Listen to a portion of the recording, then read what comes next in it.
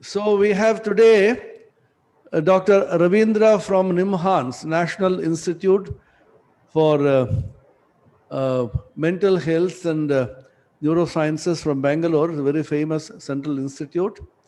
Ravindra is not only a famous doctor with MBBS MD, he is also a researcher.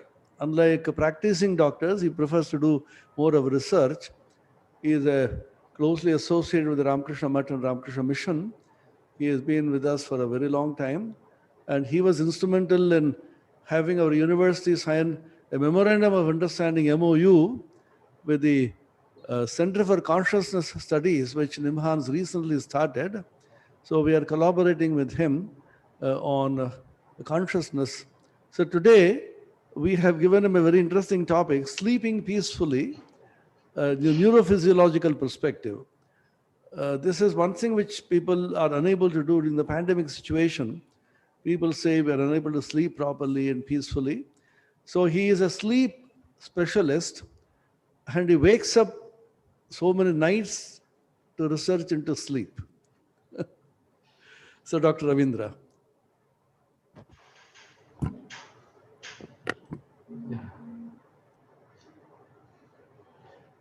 Pranam Maharaj, my humble pranams for the Trinity and at your holy feet. And I thank you very much for giving me this opportunity once again to present the views on sleeping peacefully from the neurophysiology perspective. Let me share my slide. I hope the slide, is it visible?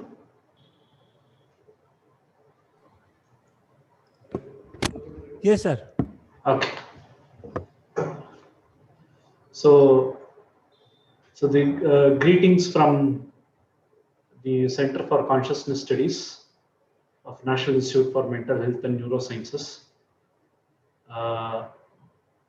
The new center, which is given a formal recognition, probably just 2 years back. However, the consciousness studies at Department of Neurophysiology definitely dates back to 1980s, when Dr. Desi Raju, the founder head of the department, he was also very much interested.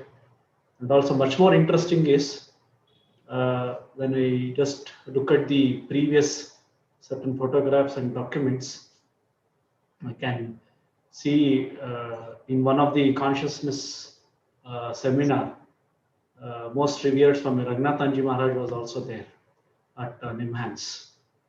So we have that good association with the Math mission. And so for today's topic, so have sleeping peacefully from neurophysiology perspective. Otherwise, sleeping peacefully is also a quality sleep. So that's why I have a little bit tweaked the title as a quality sleep with, from the neuroscience perspective. So I would just like to go through the slides and do a verbatim, and also in between also try to integrate the certain consciousness perspective to the sleep also, so that the everything will, as a package, I would like to give today what are the things that can happen. Now all of us, we know the sleep is one of the most important behavioral aspect across the animal kingdom. And you take any animal kingdom, okay, it has its own way of sleep, and the type of sleep, the way the brain behaves during sleep, right? It all depends on the environment in which the animal is present, and also what is the functional contribution for the sleep for the survival of the animal. That plays a very, very important role. And if we look at the whole of animal kingdom, it is not the sleep is the same across the animal kingdom. So say for example, your rats and mice, they are nocturnal animals, they sleep during daytime. Or otherwise, say for example, you take an aquatic like whales. It is not that their whole brain will go to a sleep mode. Their half of their brain will be in the sleeping mode and half of the brain will be in the wake mode, right? Whenever they want to sleep, just because they should be always be swimming, and they are in the aquatic environment, and also they want to be very vigilant, so that the higher the, they should not be susceptible for the prey for the with the other aquatic animals. And similarly, the duration, everything, it varies from animals to animal. But the fact that sleep is being preserved across the evolution, across the animal kingdom, where the nature has preserved this, it tells that it is a very essential behavioral state. If you look at many of the normal behavior or the physiological functions, there are very few certain things like which are essential. So from the medical perspective, the word essential is used for those things where if we deprive of these functions, right, it can lead to death. So we have something called the essential hormones, where these hormones are very essential, and if these hormones, it goes down in the body or it is not there, it can lead to death. So similarly, sleep is an essential thing. So there are a lot of animal studies have shown that there is a very chronic sleep deprivation. It can lead to lot of disease conditions, inflammations, infection, right? It can aggravate already the existing diseases, right? And it can lead to death. That's why the sleep is an essential function. Now the whole sleep from the see, physiological perspective, it is been regulated by with various aspects.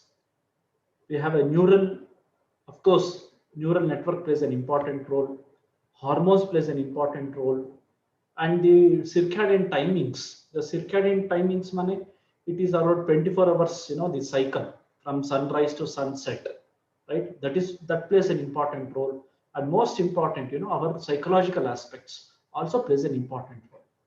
So even though sleep, we see behaviorally as a person who is just lying down, but it is a very active state, and it is brought about by various these factors. And to maintain a good sleep is very much important for physical health, mental well-being, and also for the emotional health.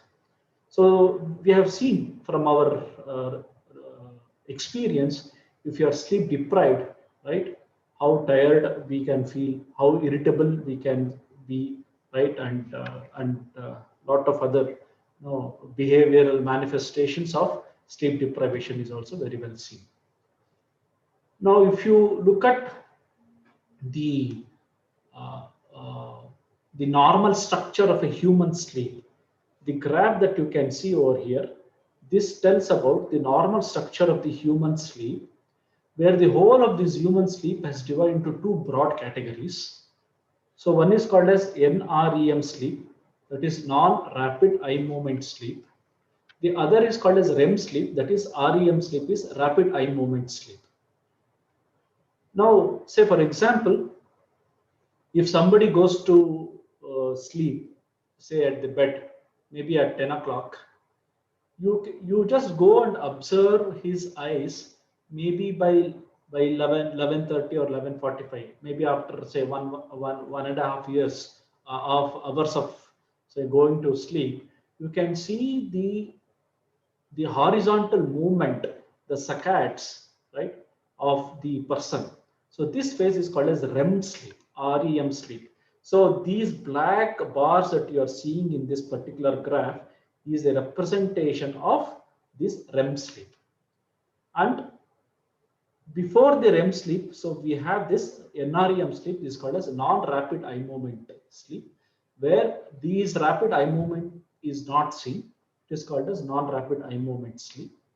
And this non-rapid eye movement sleep, right, it is divided into 3 different categories according to many brain waves and so many other things. So for the general understanding, non-rapid eye movement sleep is divided into 2 broad categories. One is light sleep and deep sleep. So what you see here is N1 and N2. They are light sleep stages, and stage N3 or the slow wave sleep is the deep sleep stages. So if you look at this whole the structure of this sleep, so we can see 2 important things. Number 1, in the first half of the night, right, we spend more time in the deep sleep, and as the sleep progresses in the second half of the night or in the early in the morning, we spend more time in the REM sleep. So these are the 2 broad sleep categories, NREM sleep and REM sleep. And these 2 play a very important role in various physiological and psychological functions, okay, for our day-to-day life. Now, what is the role of, say, this NREM sleep or the deep sleep? So one of the important thing about the deep sleep is that during our waking hours, when we start working, or whatever it is, it can be our day-to-day activity, physical activity, mental activity, right? The emotional ups and downs, whatever it is. So cumulatively, what happens during our daytime, our sleep pressure also increases. So what do you mean by sleep pressure increases? Because of our day-to-day activity, the metabolites that will be get accumulated in our brain, especially the front part of the brain, that is frontal cortex, right? As the metabolites, it starts increasing, it will push us into the sleep, so that sleep pressure is increased, right? So this increasing in sleep pressure is what makes us to go to sleep, right, during the night. Now, what is the important function of this deep sleep? From say from medical perspective, the pressure that is built up for to get into the sleep is dissipated, or it reduces with various mechanisms in the brain during deep sleep state. That's why whenever we deprive of sleep, whenever there is a sleep restriction, or say for example we have worked throughout the night, or we have traveled and there is no proper sleep, and when we go to sleep, right, our deep sleep increases because our sleep pressure is also being built up. So this is in a very simple language to try to understand the purpose of the deep sleep. And also, of course, there are many other functions. We'll try to look into that subsequently. Then we have this REM sleep, which I told you about, the rapid eye movement sleep.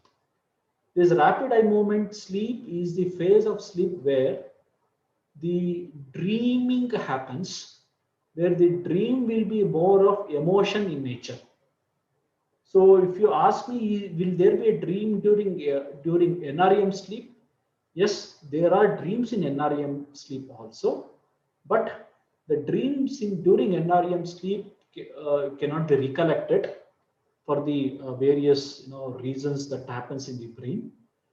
The other thing is, during NREM sleep, the content of the dream will not be of emotional in nature, right? So we have experienced by ourselves that we get more dreams early in the morning, and the content of the dreams in the early in the morning will be more emotional in nature.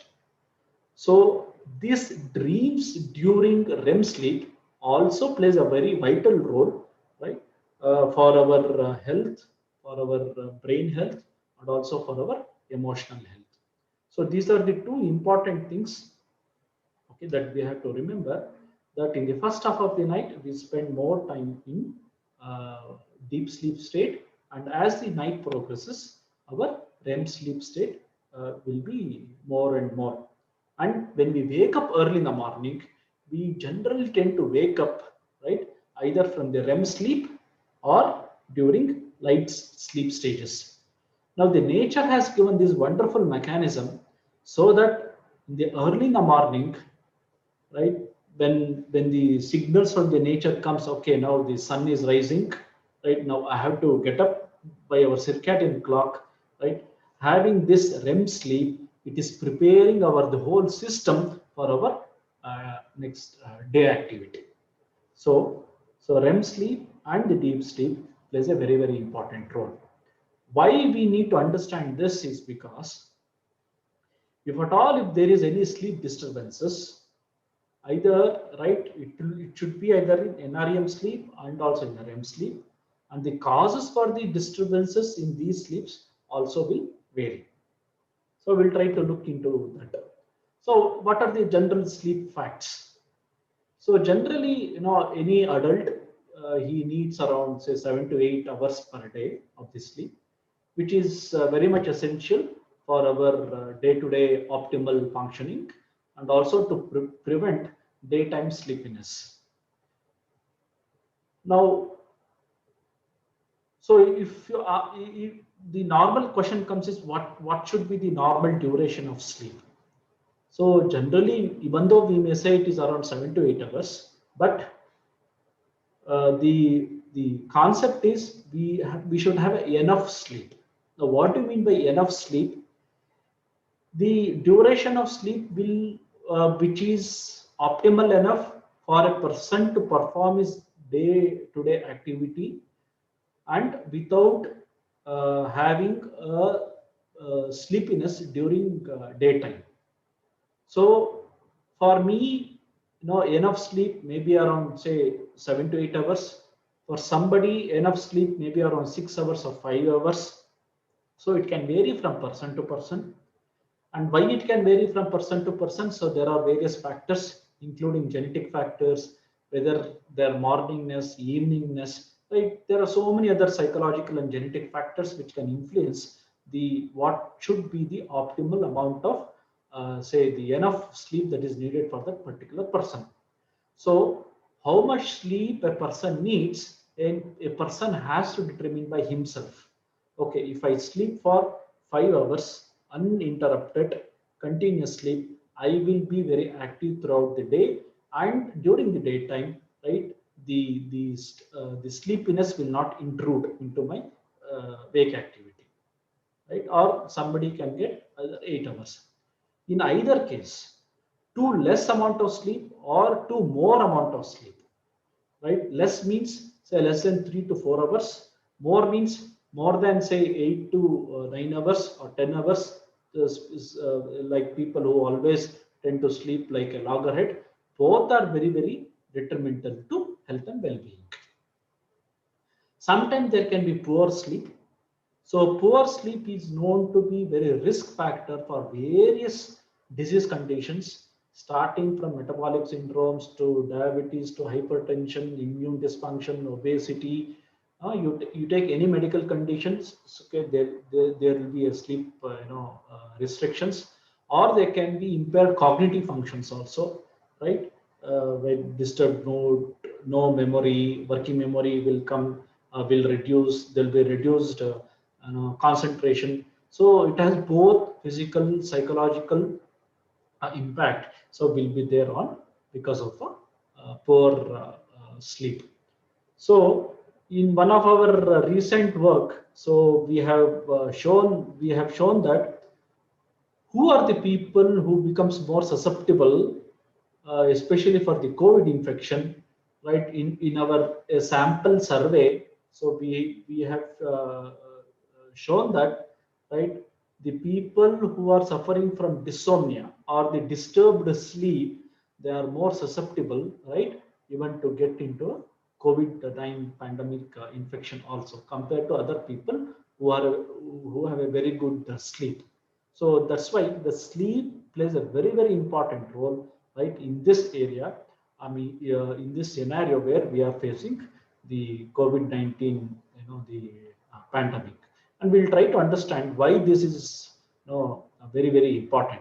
So before trying to understand that, as I told you about the normal structure of the sleep of NREM sleep and REM sleep, we should also try to understand what is the normal age process, that can happen. With the normal aging process, right? We can see that our deep sleep comes down, and by the age of say 50 plus, right, deep sleep completely disappears. Deep sleep according to EEG characteristics. Okay, and also there won't be change in the REM sleep till the age of 70. After 70 years, REM sleep also gets, it will change. So normal age changes of NREM sleep and the REM sleep also plays a very important role to try to understand that what are the other functions of the sleep. Now coming back to the REM sleep, which I told you, it may sound a little bit deviation, but I thought, okay, considering all the general audience in the webinar, this will also be very important as far as the normal child is also concerned. See, the REM sleep is been also known to be present in the fetus, in the pregnant woman, in the fetus. So, and there are documents to show that fetus has an eye movement. But the fetus dreams, we have no idea. But once the baby is born, right, the structure of the sleep in the baby is entirely different. It is polycyclic. It won't be like in the adult. But what happens is the REM sleep slowly, it reduces, and NREM sleep, it picks up. So you can see here. So at the in the fetal stage, you have a lot of REM sleep, and once the baby is born, so it sleeps most of the time, and it spends more time in this REM sleep, right? And as the age advances, REM sleep, it reduces, and NREM sleep, it increases. Why this REM sleep or this dream state plays a very important role in the developmental period is because from the neuroscience perspective, this REM sleep is very important for the efficient neural network to happen, for the normal growth and development of the brain, for the normal growth and the connections to happen in the neurons. This REM sleep plays a very, very, very important role. That's why for most of the developmental neuropsychiatric conditions, it can be anxiety in children or the adolescents, it can be depression in the adolescents, right, or including ADHD, various neuropsychiatric conditions. The disturbed REM sleep during their developmental period is one of the causative factors, or is one of the risk factors for these kids to develop, or they become more susceptible or increase risk to develop these neuropsychiatric conditions. Therefore, maintaining sleep is not only important for the adults, it is also important for the developing kids. Not only that, more important is also for the pregnant woman, because her physical health, mental health, psychological well-being, right, and her way of thought patterns, all those things, it impacts even the, probably it may impact the REM sleep even in the fetus, and that plays a very important role in the neural development. And why this REM sleep is very important even in the developing kid is because the neural network which I told you, which helps for this developing kid during REM sleep, this is what it forms the firm groundwork for the development of secondary cognitive abilities, or from the neuroscience perspective, you can say it as a secondary consciousness, like language,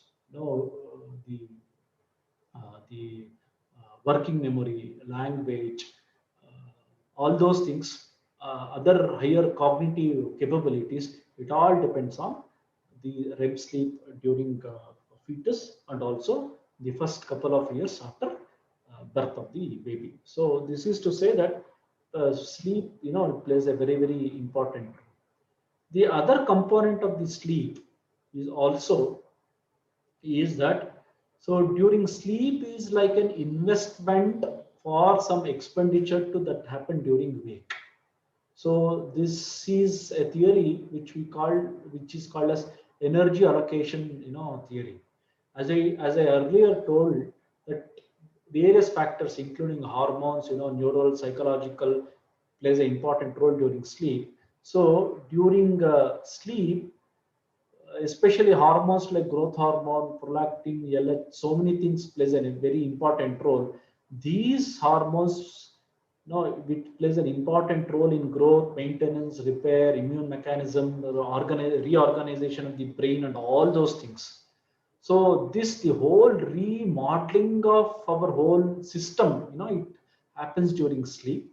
So which is an investment for what? For the proper functioning, it happens like during the wake. So where wake, for all the functions that happens during the wake. So the energy that is invested, right, or conserved, right, during sleep will be invested back during that of the wake. And also the other important thing, which I also want to tell about the sleep, is that the one of the concept that how is that a person can perceive his cognitive things during wake. It all depends on how the input that goes to the brain, it is processed in the network. Now the preparation of this network of the brain, it all depends on the sleep. So as I told you that during REM sleep, where this network, reorganization of the network, it happens. And the preparation of this network is what that determines the quality of the sensory processing, information processing that happens, during wake. So that's why it said that during wake, it is not just a sensory input that comes and you have an output, but how this stimuli, the sensory stimuli, it can be anything. It can be from our sensory perception to what do we read, what do we learn, what do we hear, what do we see. All these information, how it is processed in the brain, is what ultimately determine what is the output that comes. And this information processing, right, the capacity of the brain is what is determined by the by sleep. So this is about giving you the framework that why sleep plays a very important role for the cognitive functions. The another important thing which plays a very important role, especially in this pandemic, is the role of sleep in the immunity. So now we know that people who have a less immune modulatory capability, they are more susceptible to get into infected by the pandemic or that of the COVID-19. Now why this say sleep plays an important role in during for the immune function. As I told you, where we spend the first half of the night in NREM sleep and during slow wave sleep or the deep sleep, this plays a very important role to modulate our immune and the memory system of the immune cells. So if you look at this, in the first half of the night, during our deep sleep or the slow wave sleep, we have many hormones, as I told you earlier, like growth hormone, prolactin, and all. But you have another hormone which is called as cortisol, which is a stress hormone generally, which increases in the second half of the night, early in the morning. But in the first half of the night, these few of the hormones, and also of the hormones which makes the whole the biological system to be very quiescent, very calm, go down with the very minimal the activity. So this is also the time where whatever the antigen that we were exposed during the prior to sleep, right, it gets consolidated into the immune cells. Now this consolidation that happens, during the first half of the night, during our NREM sleep, is what that produces the memory cells later as far as the immune thing is concerned. So whenever there is a disturbed sleep or a restricted sleep, right, maybe because of various reasons, much more so because of the psychological turmoil, or it can be because of the faulty lifestyle, right? So there will be impaired immunity, and this impaired immunity makes our system more susceptible for the infection. So this has also been a normal experience, especially for the students and people who work, very in a chaotic timings, and especially at the time of exams, right, where there will be a lot of sleep restriction and sleep deprivation. Suddenly, we know the students that develop after ulcers, ulcer in the mouth, they develop gastritis, right? All those things is because, okay, there is a little bit drop in the immunity, and they become more susceptible for this small, this infection. So any sleep disturbance or the restricted sleep also compromises the immunity in a long run, and compromised immunity will make the system very susceptible to various pathological conditions, including that of the pandemic. Now, how do we increase, as I told you, that the slow wave sleep or the deep sleep, it reduces for the various reasons with the normal aging process. So we have shown that the person who regularly do meditate and who has a very calm and cool mind, right, their deep sleep, even at the old age, right, it will be like that of an young adult. That is to say that the mechanism that is involved in the brain, we call it as thalamocortical oscillations, which are involved in generating this deep sleep state, and which is also more susceptible for stress, anxiety, normal aging process, and all those things. At the same time, this thalamocortical oscillations is also involved in wake and sleep, and it also plays a very important role also in various meditative states also. So what does it mean is, say for example, if a person, a novice, who starts doing japa or a meditation for a first time, right, or who is a very irregular meditator, so when he starts meditating, he suddenly goes into a sleep mode, or right. Why this happens is because we have something called as thalamocortical oscillations in the brain, and it and this is a very delicate balance has to be kept.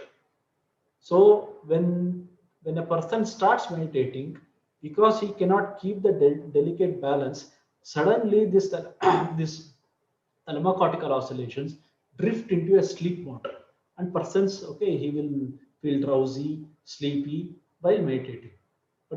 But consistently the person practices japa or meditation, right, the he will be teaching this thalamocortical oscillations to be in a very delicate balance during meditation, because when we are during japa, a lot of things are happening, right, and we are shutting down all the sensory inputs with of course with the minimal thing, and thalamocortical oscillations is always tuned for the sensory input to come. Whenever the sensory input comes, right, or it reduces this thalamocortical oscillations, no, it drifts our brain to sleep mode. So practicing regular meditation makes these thalamocortical oscillations to keep it in a very delicate balance, right? Which will help, right, for these thalamocortical oscillations to make it to be very active and to prevent the degeneration of these neural circuits because of the various other influences, including normal aging, this aging process. So that is one of the reason for this neuroplasticity reason why regular practice of japa or the meditation for a long period of time, it retains the deep sleep state. So it means a very, very huge thing from the neuroscience perspective because these thalamocortical oscillations are involved. And this thalamocortical oscillations, as I told you, it is involved in our cognition, the productivity during our wake, for our sleep, for various states of consciousness, and also for our different meditative states. So the one of the thing to have a very good sleep as a long term, the result or the project is start doing regular meditation or a japa, which will really help as far as sleep is concerned for a long period of time. And also we have seen that not only slow wave sleep, these meditators also have a high increase in the REM sleep. Now, what do you mean by increase in REM sleep? As I told you, REM sleep, the functional significance of this REM sleep, right? It helps in the neural structuring to takes place. So REM sleep is also more, and slow wave sleep is also more. So that is to say that the whole brain network, even at the old age, with a proper meditator, as far as thalamocortical oscillations is concerned, it works like that of a young adult, and it defies the normal aging process. The other important thing about the sleep, okay, is also important. If you look at this, so this is a normal imaging thing that that you can see here. These red and blue, things that are going and coming. So this is the image that it has been taken during deep sleep or a slow wave sleep. Now, what happens during deep sleep is our respiratory pattern changes, our EEG pattern changes. So what happens to our respiratory pattern? Our respiratory pattern during deep sleep state, it becomes more prolonged, and it will be normally, it will be like we are doing a deep pranayama, a deep breathing, where you take breathing for 4 to 5 seconds and you breathe out for 4 to 5 seconds. So this is a natural rhythm, that sets in whenever we go to deep sleep state. And not only this, even during our waking hours also, if we do a deep breathing practices, so such things happens in the brain. So what is happening here in this image? For every slow wave or the deep sleep, we call it a slow wave, or for every breathing, a deep breathing that goes and that comes right here, and this what I'm showing you is during sleep, right? So there is a gush of the CSF and the blood to the brain, and it goes back. So you have a pumping of the blood that is happening from the ventricles, and it is going. Now this is very, very important to drain out. So all the waste products, that has been accumulated in the brain during our waking hours.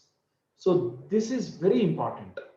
Suppose, right, if we don't have this the normal breathing pattern, right, during NREM sleep, right, what will happen is there will be an accumulation of these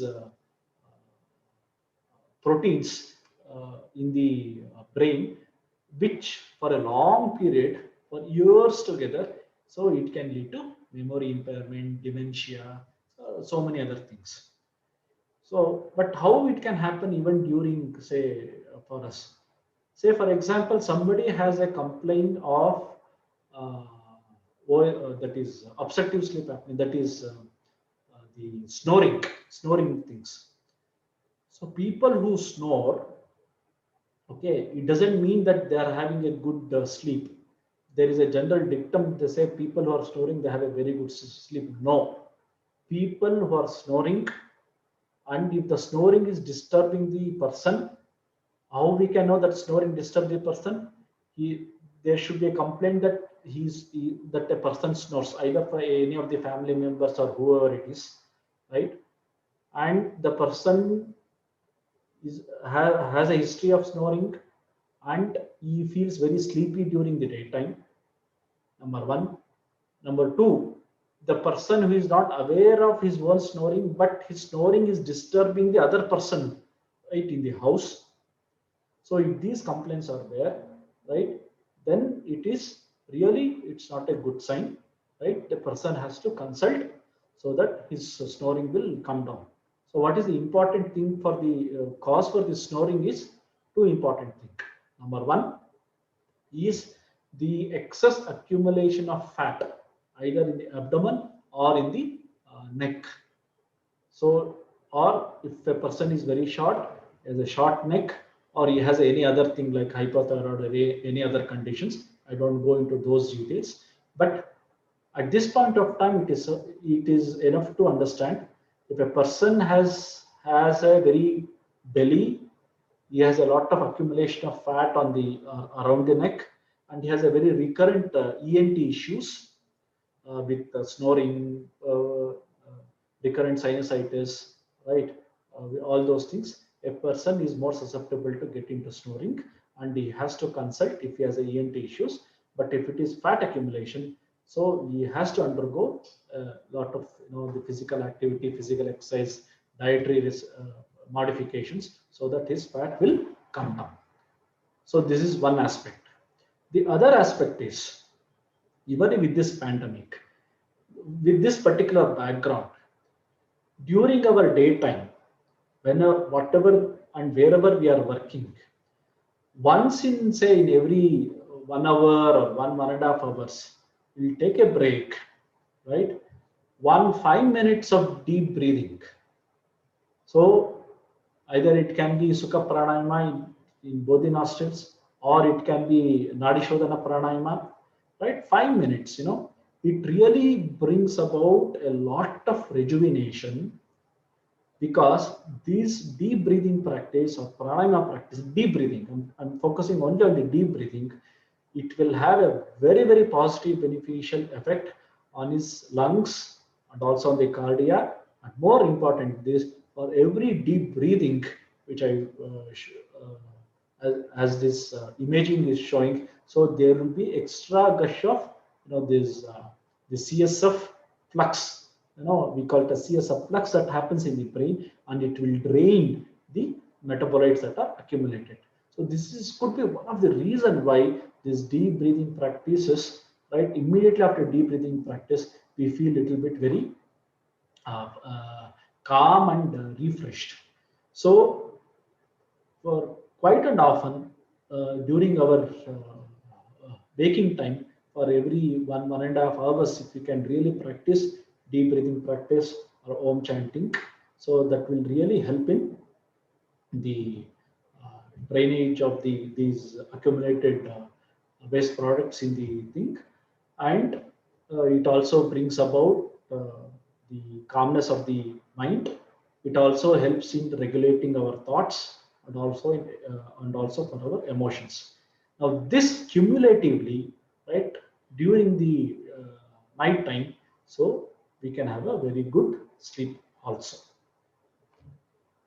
And also the other thing which is also important during sleep, which I told you, is also about the memory, the consolidation. Whatever that we learn during our daytime, so the encoding of all this information that happens in the various regions of the brain, but if this information, it has to be consolidated in the form of a good memory, it happens during sleep, especially during deep sleep. So we have a structure called as hippocampus, where during our deep sleep state, when no information, no other information from the environment is bombarding the brain, right? So we have two very good, wonderful friends in the brain. One is hippocampus, one is the frontal cortex. They start talking to each other. They exchange, the pleasantries, their information, and this information of the exchange during slow wave sleep between the hippocampus and the cortex. So all those information get very much consolidated. And also during REM sleep, again there will be exchange back, okay, from cortex to hippocampus. So this information exchange that happens during say slow wave sleep and REM sleep is also very important for our memory consolidation. So this is the reason why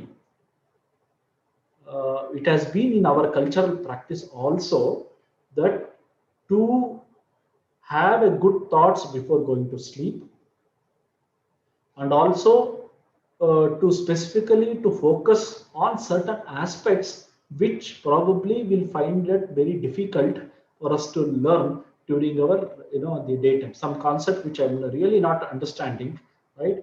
I'll read before going to sleep, right, and then get into sleep. So probably better consolidation that happens during the sleep, and when I get up in the morning, right? Yes. So whatever I would have failed to learn during the previous day, right? So some of the things will get that consolidated. So memory consolidation is one of the important the function of the sleep.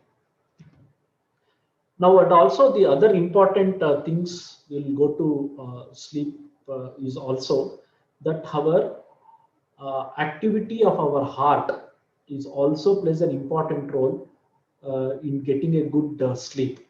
So as I told you in NREM sleep, right, where we have got where our all our heart activity goes very down, and during REM sleep our sympathetic, I mean all our the heart, respiration, everything, it goes high. So these fluctuations also is very, very important to happen during our sleep. Why I'm telling you this is very important is because now, as I told you during our early in the morning, when my REM sleep is more, this is the time where my heart rate is at peak. Okay, we call it a sympathetic activity. It is high, right? And also there is a constriction of all my blood vessels. This is the reason why most of the incidents like say heart attack, stroke, and all those things, it is reported early in the morning. So because of the surge in this activity, there will be constriction of these blood vessels. So blood supply to the heart or the certain part of the brain, it reduces. So person suffers from angina, MI, right, stroke, and all those things. And it happens with the old age. Why this happens with the old age? Because there is a natural mechanism, okay, in our body, that whenever such constriction it is happening, there is also a mechanism to buffer that. So that buffering mechanism, when it is impaired because of the disease condition or because of the old age, right, so this constriction activity will predominate. So, and our, as I told you, that our deep breathing practices will help to sustain this particular buffering mechanism. And also we have shown that with the person who made with earlier, which I told you about the meditation people who retain their slow wave sleep, we have also shown that this particular buffering mechanism is also very efficient even in the old age.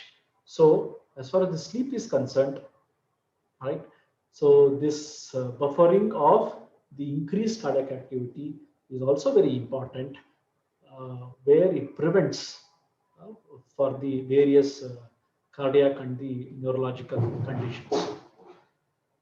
Why this deep breathing is very important,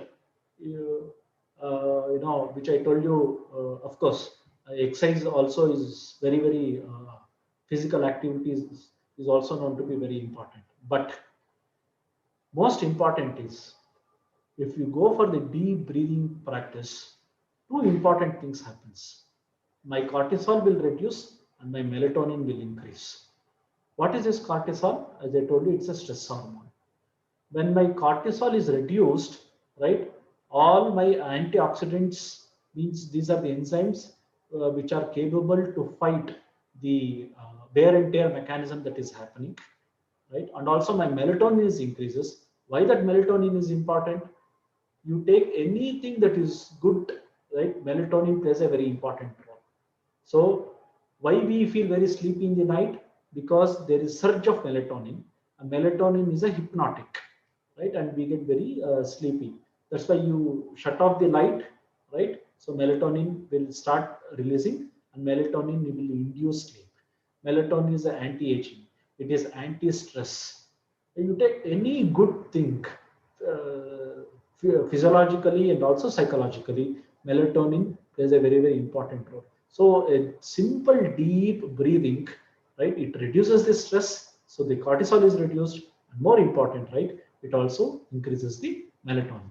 Therefore, if a person who is feeling it very difficult for him to get into a sleep mode, right?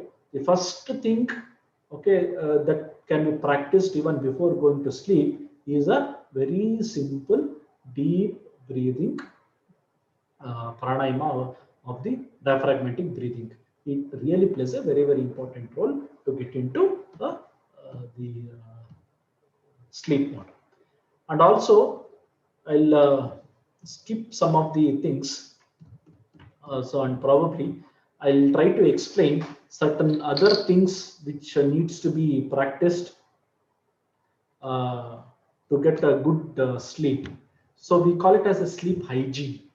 So what are the sleep hygiene practices that a person should follow? Number one, we fix the sleep and the wake up time constant. My sleep time and wake up time should always be the same. There could be a chances where my sleep time can vary because of various reasons. In spite of that, keep your wake time always constant. Keeping my wake time always constant is what I'm training my brain circuitry, right, to handle certain which called as homeostasis factors to handle that. So keep your sleep time and the wake time constant. Number one. Number two, avoid coffee, tea, or whichever the food which excites the brain, right? Say after evening, maybe after 5 or 6, no coffee, no tea, no carbonated drinks or anything, which really makes people brain to be very excited and prevents the sleep. No heavy meals late in the night, that also prevents disturbed sleep. And most important is no heavy exercise in the late in the evening. So we have seen people who generally go for heavy exercise. They go to gym, right? So many other heavy aerobic exercises late in the evening, but definitely it is not good for the sleep because it increases the metabolic activity and it prevents the brain to shift into the sleep mode. And the other important thing is the environment in which we create for to the sleep is also very important, because sleep is one of the things where we associate with the place. We associate it because it's our experience. We have seen that, okay, it is in our place we get a very good sleep. We go to some new place, we get little bit disturbed for the sleep, for the just because we have changed the place. And even few people, they associate sleep, say, with their pillow, with their bedspread, bed sheet, and all, so many things are there. So that association with this with the sleep is very important, where we have to make our the sleeping environment so where it should be very dark and no lights, should be there. And most important thing is the room in which person sleep and the bed in which he uses for the sleep, it should be associated only for the sleep. So no the laptop work or no computer work, right? So all those things should not happen, should not be associated with the the sleeping environmental, the room.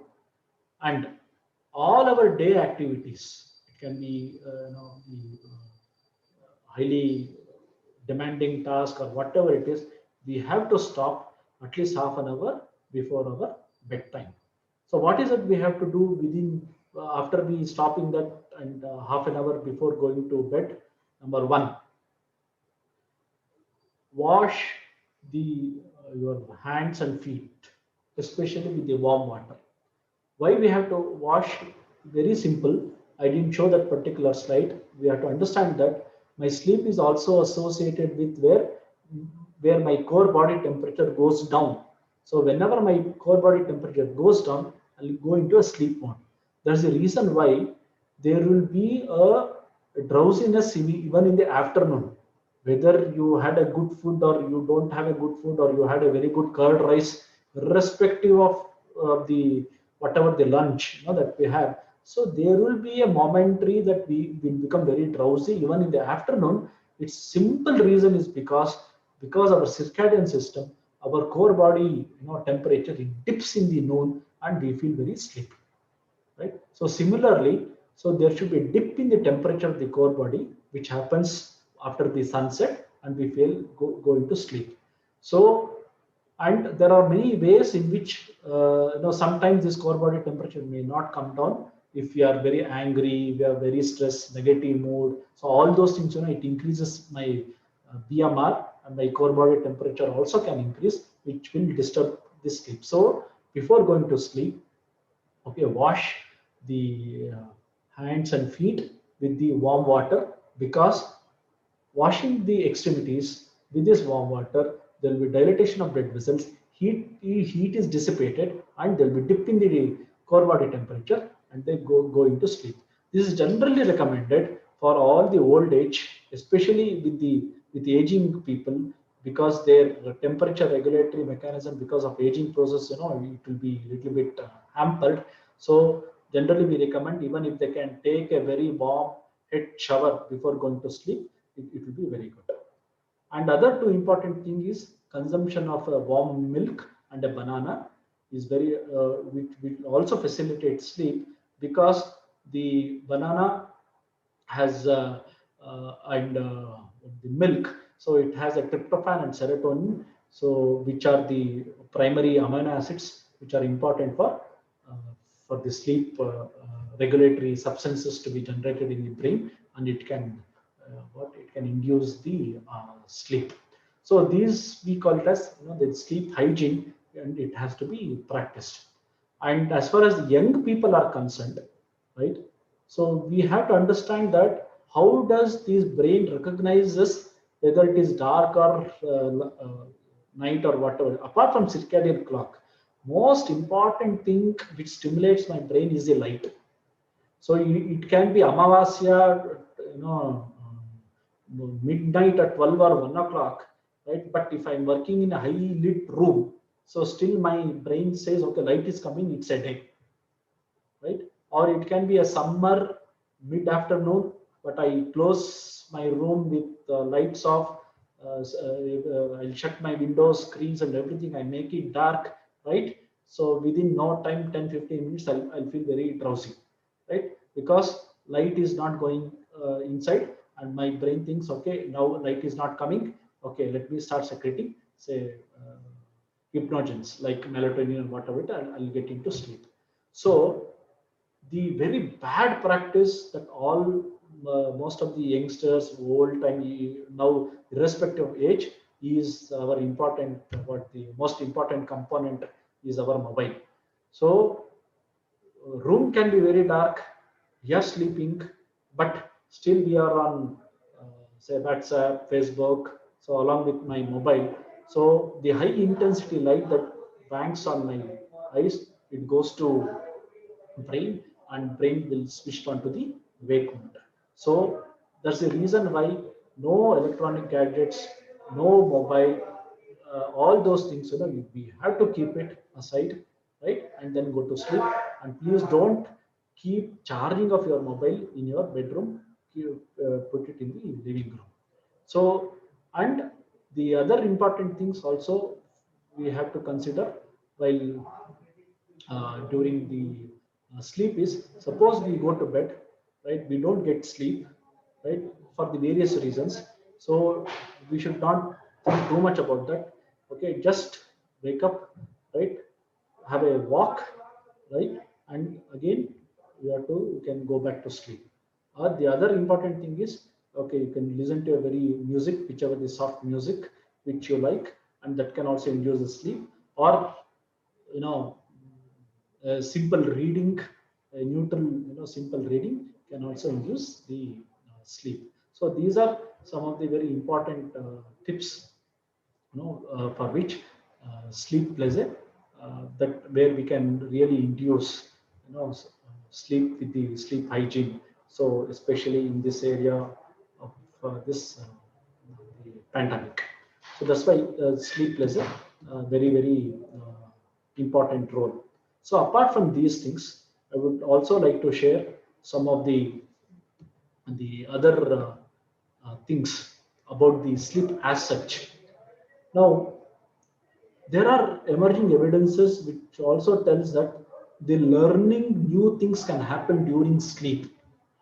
So that this is very interesting for us to understand the consciousness per se as such. So the thing is that the few experiments have been published where during sleep, where the association between the two important things can be learned without the conscious participation of a person. So one simple example is this. Say for example, a person wants to quit smoking. So and he wishes to quit smoking. So they have done the experiment where during sleep, right, the nicotine odor is given uh, through the smell, and it is paired with a the the with the odor where the uh, what to say, the person will feel uh, very reluctant, he can reject that, like that. So the a nicotine odor is given, and in these experiments they have used uh, the uh, the fish, the rotten fish, the smell. So, but the person is not aware of this. And when he gets up in the morning, right, he developed an aversion for the smoking. This is very interesting to understand that how actually this learning is happening during sleep. So not only this, the people, they have shown that such type of associative learning, even it can happen during NREM sleep, right, in lighter stages sleep, to certain extent also during the deep sleep. So this is what no this I want to put this. So learning is not exclusively a wake during wake. It can happen during sleep also, right? So if it is happening during deep sleep state, then is deep sleep state is a cognitive state? If at all, if it is a cognitive state, what type of cognition or what type of learning is happening during deep sleep? And the other important from the philosophical perspective is that say who is learning during deep sleep, right? And also, is the cognition and the consciousness, uh, will it always go together hand in hand, or they can be a cognitive state as a separate as that we can see in deep sleep, and the consciousness state from the neuroscience perspective is also different.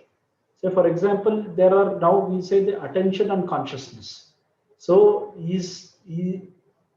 for the conscious perception, attention is a must, but there are evidences which are telling that there can be an attention without conscious perception also.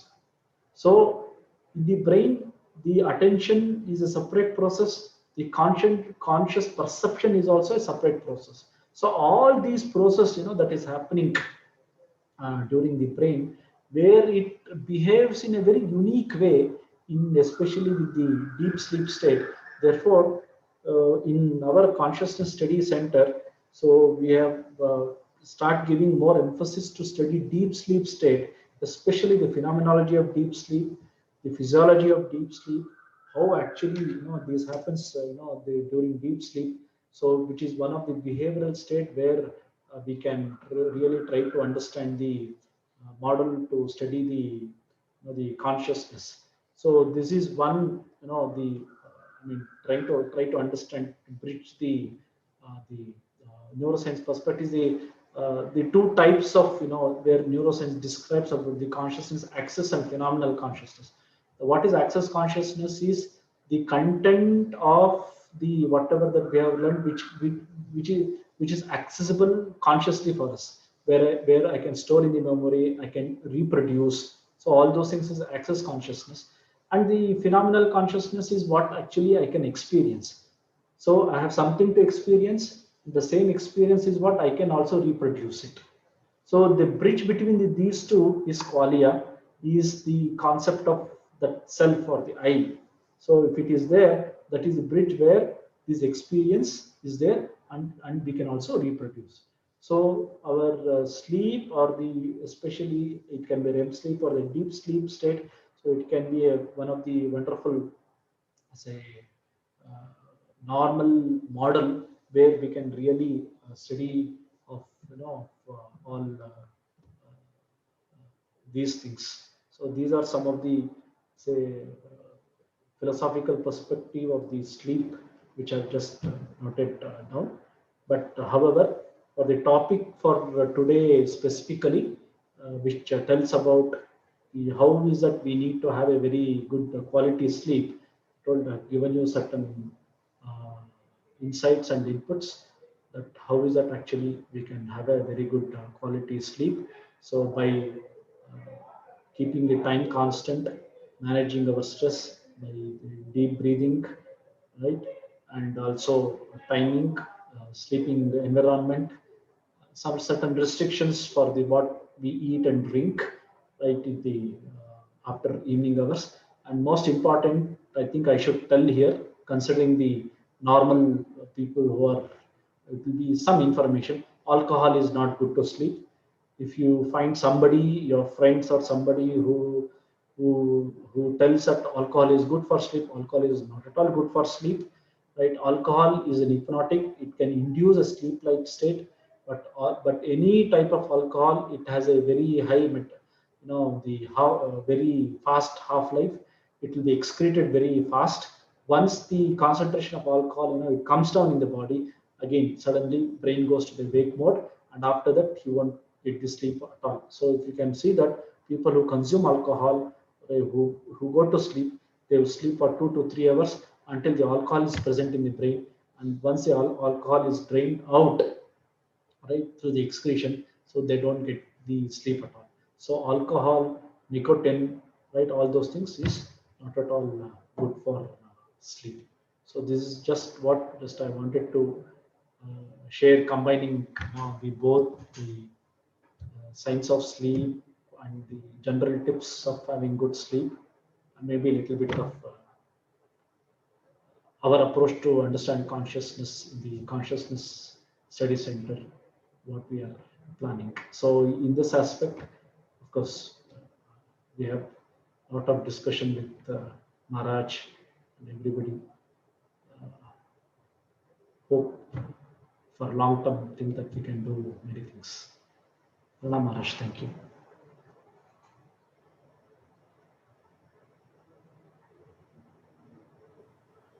Thank you, sir. Now we will take up questions. So the first question is, some persons can exactly remember dreams. Which parts of the brain are responsible for this? Second question actually बोला था. And the second question is, in Kumbhaka Pranayama, what occurs to the brain? Okay. Now, remembering of the dream is possible only, as I told you, in the REM sleep state. In the NREM sleep state, dream is very difficult to remember. for the simple fact that the blood supply to the frontal cortex, okay, is I mean the activity of the frontal cortex during REM sleep will be more when compared to NREM sleep. And for the short-term memory and for the recollection of this working memory, right? So the frontal cortex plays an important role. That's why we can be able to remember the REM sleep more. The dream during REM sleep rather than the NREM sleep. And what happens in Kumbhaka? What occurs in the brain? Now it all depends on what type of Kumbhaka, right, we are doing, whether we are doing a Bhaya Kumbhaka or Antar Kumbhaka. So if we are doing a Kumbhaka after exhaling completely, right? So of course, the brain has its own process to detect the carbon dioxide concentration, and it tries for the respiration. And if you have a Kumbhaka with after deep inhalation, right? So brain has a different the process. Now, but however, so either during any of these Kumbhaka this state, the regular blood supply to the brain because will happen. So and there won't be any change in that. But definitely with the regular practice of Kumbhaka, okay, in a long run, so there could be some activity in the neuronal activity that can happen. So why it could happen? Because brain will increase its capability to handle the changes in the the oxygen or the carbon dioxide levels, okay, that can happen because of the Kumbhaka practice. Shall I read these next questions? No, there's So, one sir, Sorry. one more question, sir. So you showed that learning process still goes in NREM state. So which part of the brain, like amygdala or hippocampus, somehow involved in this process? Because No. There are two. See, there are. I have given you a very what? Not even a tip of an iceberg information about this. See, there are two different processes that happens during NREM sleep and REM sleep. So during NREM sleep, so we have the dialogue between hippocampus and the cortical areas that is happening, where the information from hippocampus and cortex to hippocampus that can happen, where all our declarative the memory type will get consolidated. But when it comes to the REM sleep, the amygdala comes into picture, not during NREM sleep.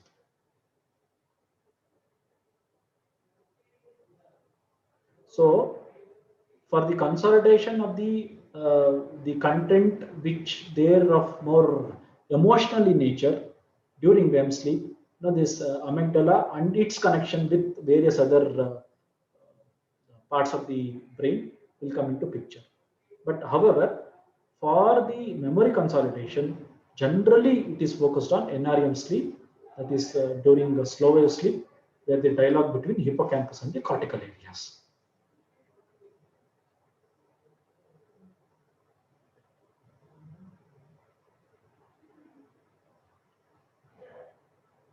Hello?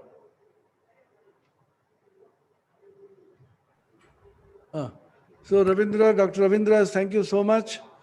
Pranam So Maharaj, thank you, Maharaj. only I have a problem with these neuroscientists.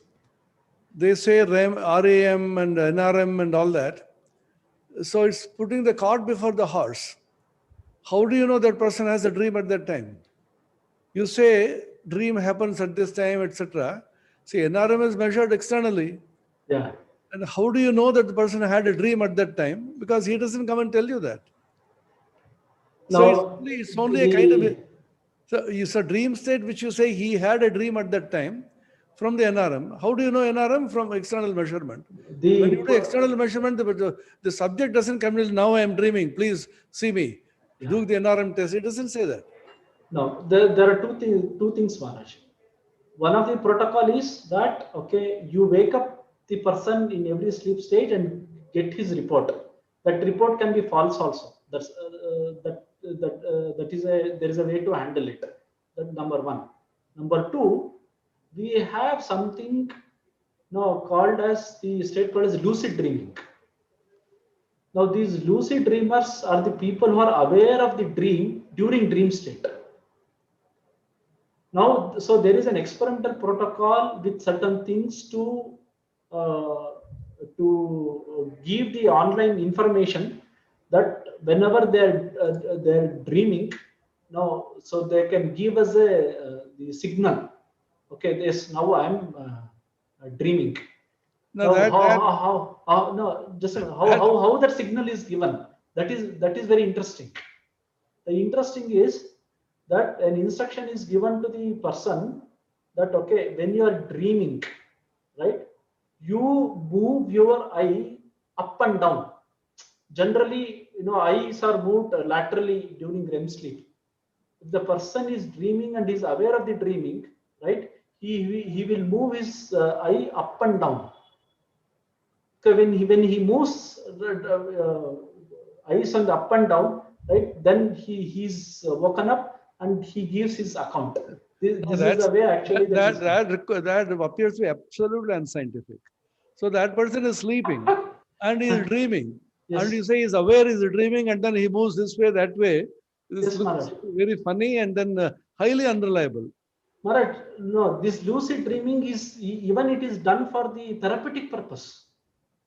And it has wonderful results, especially with the PTSD, post-traumatic stress disorder, who are locked in because of certain huge trauma that they have occurred in their life, right? There are dream therapies where these things are brought out by lucid dreaming. Oh, that's a kind of a psychological thing that the unconscious is woken up during dream and then কি করছো তোমরা বলো তো এটা কথাই বলতে দিচ্ছ না No, don't disturb it. You can keep quiet, meditate for some time. So the problem is, the unconscious is woken up, and then you have the Freudian theory of dreaming, and then unconscious, etc. Of course, you didn't have the time or the need to touch upon that. Yeah. So during sleep, the unconscious is active, and then during dream, the unconscious wakes up, and the unconscious is a storage of so many things, and many people don't even remember what they have dreamt, etc. So by measurement of certain things, you say that at this time he must have been dreaming. Whether must have been dreaming is something he doesn't come and tell you that. And then before he goes to dream, some kind of a lucid dream, you induce him, and then that fellow moves this way or that way. Because very somewhat arbitrary, I'll not say unscientific, arbitrary. And you can produce papers through that, but doesn't acceptable. Anyway, thank you so much for your wonderful. You have kept us all fully awake during our sleep discussion. So we are so much is to be done, and then you are doing so much work on sleep consciousness. Thank you so much. Thank you. So tomorrow we have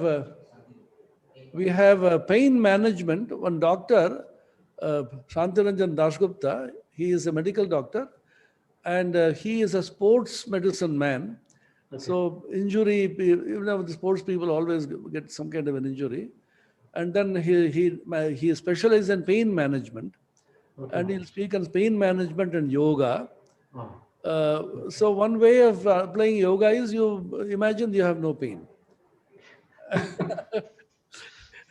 So he'll speak on that, and then we have the day after another interesting talk about another doctor on mind and consciousness. Yes. So at 6 o'clock tomorrow we will meet.